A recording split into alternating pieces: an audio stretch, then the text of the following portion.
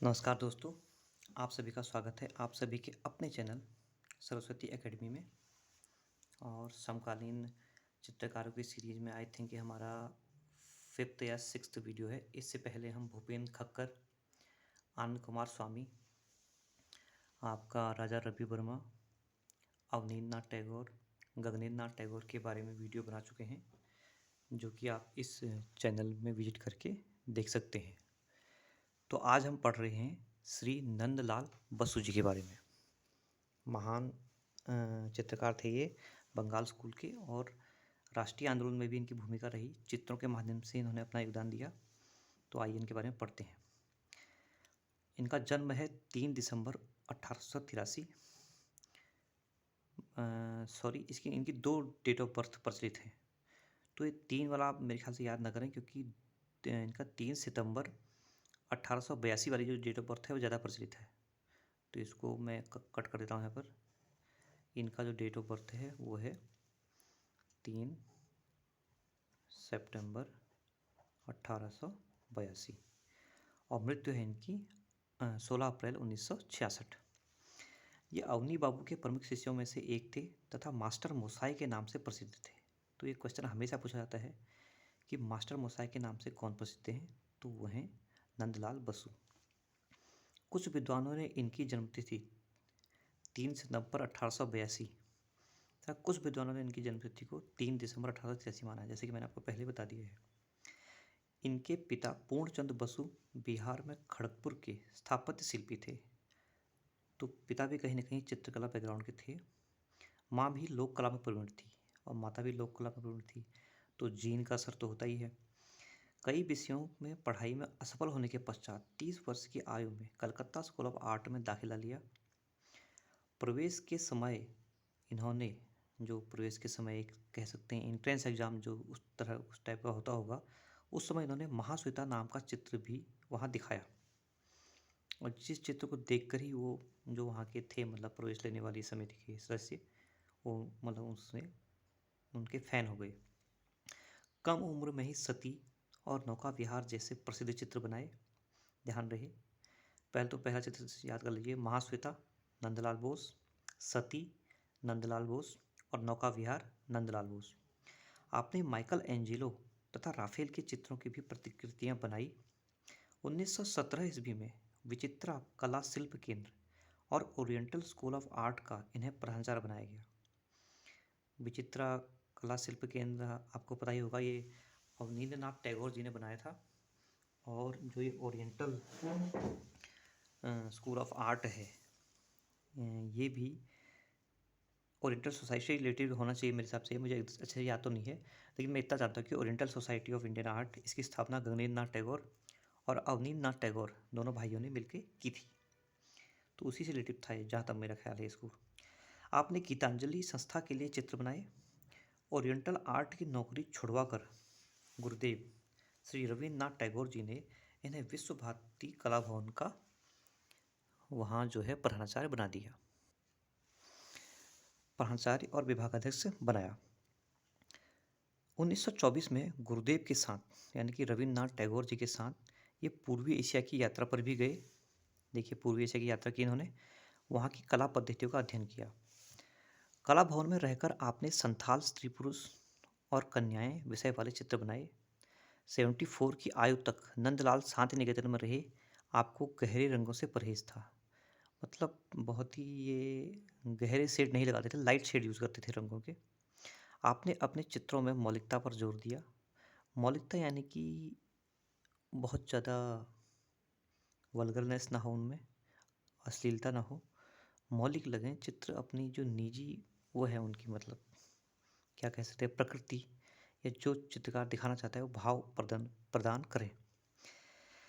नंदलाल बसु ने tempera, wash, जल रंग, पेंसिल, स्याही, रंगीन पेन, लिनोकट, देखिए कितनी सारी टेक्नोलॉजीज में काम किया, ड्राई पॉइंट, माउंट बोर्ड पर टेम्परा आदि पद्धतियों से लगभग 10,000, बहुत बड़ा नंबर है, देखिए, चित्रों का निर्माण किया। देखिए फिर से सुन लीजिए, नंदलाल बसु ने टेम्परा में इन्होंने काम किया है, वॉश में इन्होंने काम किया है, जल रंग में काम किया है, पेंसिल, स्याही, रंगीन पेन, लिनोकट, ड्राई पॉइंट यानी कि ये प्रिंट मेकिंग में भी इन्होंने कार्य किया है, माउंट बोर्ड पर टेम्परा आदि पद्धतियों से लगभग 10,000 चित्रों का इन्होंने निर्माण किया। इनके रेखाचित्र, ऑटोग्राफ्स चित्र, कार्ड चित्र आधुनिक भारतीय चित्रकला के बहुमूल्य रत्न हैं।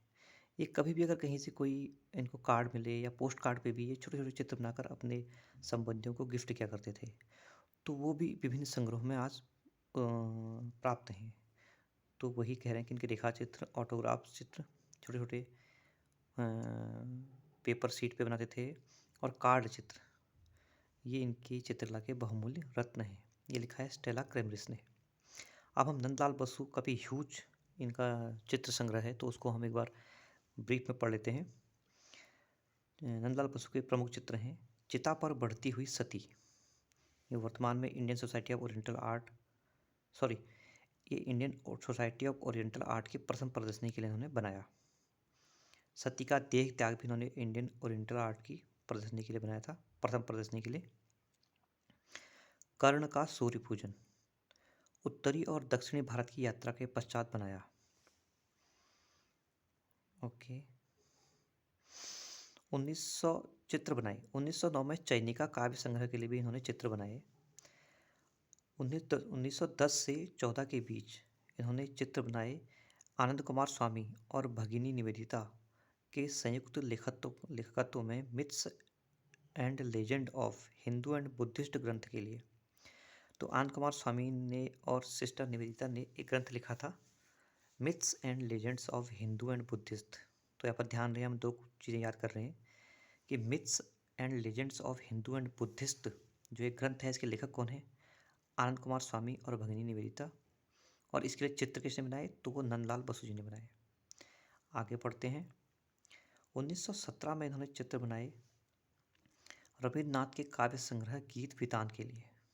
तो ध्यान रहे, 1917 में नंदलाल बसु ने रविन्द्रनाथ टैगोर के काव्य संग्रह गीत वितान के लिए चित्र बनाए।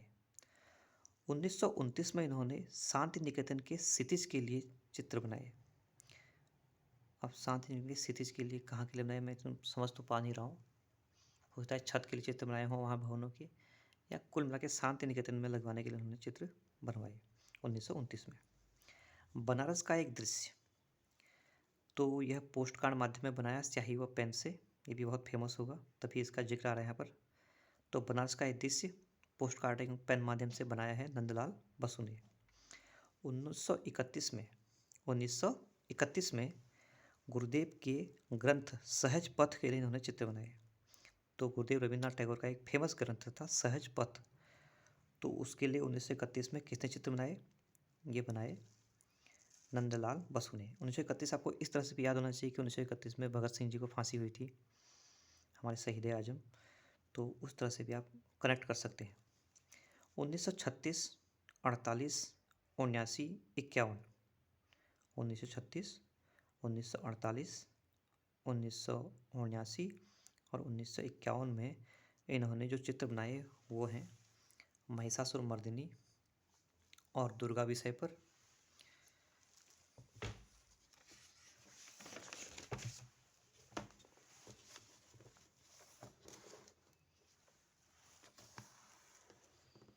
महिषासुर मर्दिनी और दुर्गा विषय पर चित्र बनाए। और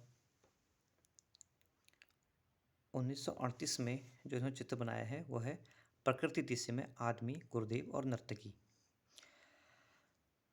और अजय के समीपस्थ वन विहार, यह चित्र बना है इनका ड्राई पॉइंट में।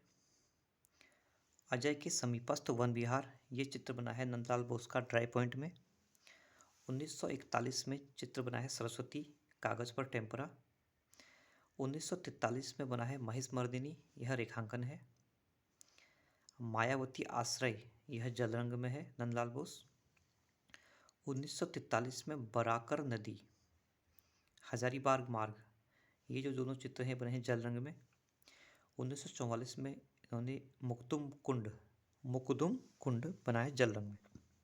काफ़ी ह्यूज इनका चित्र संग्रह है, तो पढ़ना तो पड़ेगा पूरा, क्योंकि कहाँ से पूछ ले इस बात का कोई भरोसा नहीं है। 1946 में पुष्प लिए हुई महिला, सिल्क पर टेम्परा। 1944 में ही चित्र राम किंकर का शिल्प यह बनाया है इन्होंने जल रंग में। संध्या काल कागज पर टेम्परा। लकड़बग्घा तुलिका एवं स्याही से बनाया गया है। 1948 राजी में लालबंद जल रंग में बनाया गया है। नदी किनारे गोपालपुर मृग तुलिका एवं स्याही में बनाया गया है। 1949 में गोलपाड़ा कोपाई यह जल रंग में बनाया गया है। कोपाई नदी यह ड्राई पॉइंट में बनाया गया है। 1950 में जो इन्होंने चित्र बनाया है संथालों का लंबाई नृत्य, ये देखो मैंने वेरी इंपॉर्टेंट भी लिखा है इस पर, ये शायद कहीं आया भी एग्जाम में, तो यह जल रंग में बनाया गया है।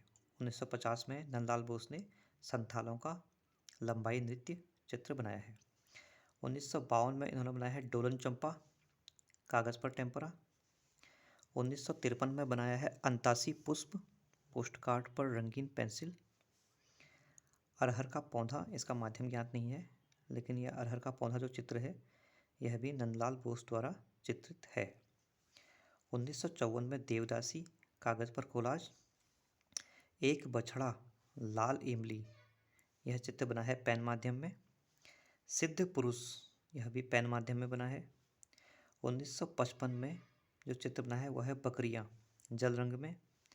चंडालिका सिल्क पर तुलिका से रेखांकन। उमा का दुख भित्ति चित्र है ये। उमा प्रायश्चिते भित्ति चित्र। वीणा वादिनी भित्ति चित्र। वर्षा आत्मा भित्ति चित्र। भित्ति चित्र शायद आप जानते ही होंगे, लेकिन अगर कोई न्यू लिसनर हैं तो मैं उनको बता देना चाहता हूँ कि जो हम दीवार पे 4-5 लेयर पे जो हम चित्र बनाते हैं उसे भित्ति चित्र कहते हैं।